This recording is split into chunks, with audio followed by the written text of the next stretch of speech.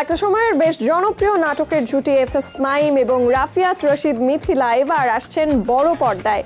মুক্তি পেতে যাচ্ছে তাদের অভিনীত সিনেমা জলে জলে তারা।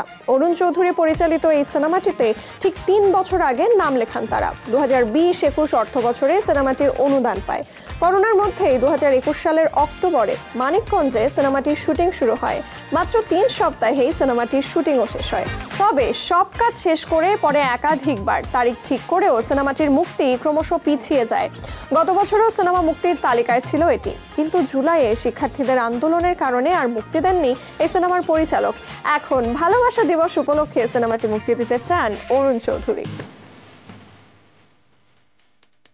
নির্মাতা অরুণ চৌধুরী বলেন, এটা রোমান্টিক গল্প, যে কারণে ভালোবাসা দিবসকে সামনে রেখে মুক্তি দেওয়ার কথা ভেবেছি।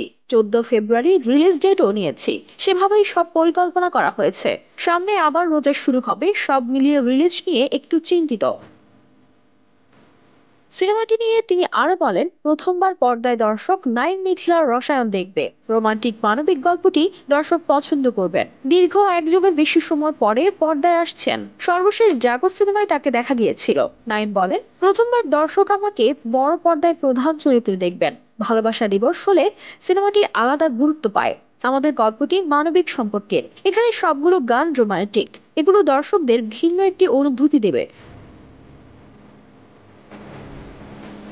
মিথিলার সঙ্গে জুটি বাঁধা বিষয়ে নাঈম জানান, আগেই মিথিলার সঙ্গে নাটকে অভিনয় করেছেন আর সিনেমায় একসঙ্গে কাজ করার অভিজ্ঞতা ছিল অসাধারণ। নাঈম জানান, 2007 সাল থেকেই তারা খুব কাছের বন্ধু। তখন তারা গান নিয়ে ব্যস্ত ছিলেন, সেই থেকেই বন্ধুত্ব।